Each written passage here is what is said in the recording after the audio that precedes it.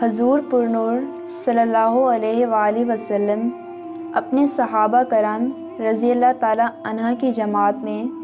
تشریف فرما تھے اور اپنی زبان مبارک سے موتی بکھیر رہے تھے اور لوگوں کو اپنی احادیث مبارکہ سے فیضیاب فرما رہے تھے کہ اس دوران حضور صلی اللہ علیہ وآلہ وسلم نے فرمایا، جو شخص اللہ کے راستے میں خرچ کرے گا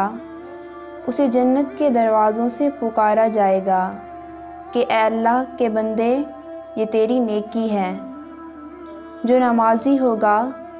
اسے باب الصلاۃ سے بلایا جائے گا اور جہاد والے کو باب الجہاد سے بلایا جائے گا، اور جو روزے دار ہوگا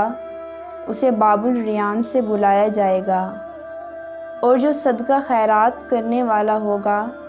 اس کو باب الصدقہ سے بلایا جائے گا۔ یہ سن کر حضرت ابوبکر صدیق رضی اللہ تعالیٰ عنہ نے عرض کی، یا رسول اللہ، میرے ماں باپ آپ پر فدا ہوں۔ بظاہر جنت کے سب دروازوں سے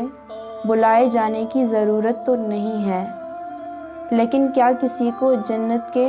تمام دروازوں سے بھی بلایا جائے گا؟ حضور اکرم صلی اللہ علیہ وآلہ وسلم کے ہونٹ مبارک کھلے اور فرمایا، ہاں مجھے امید ہے کہ تم ان میں سے ہوگے۔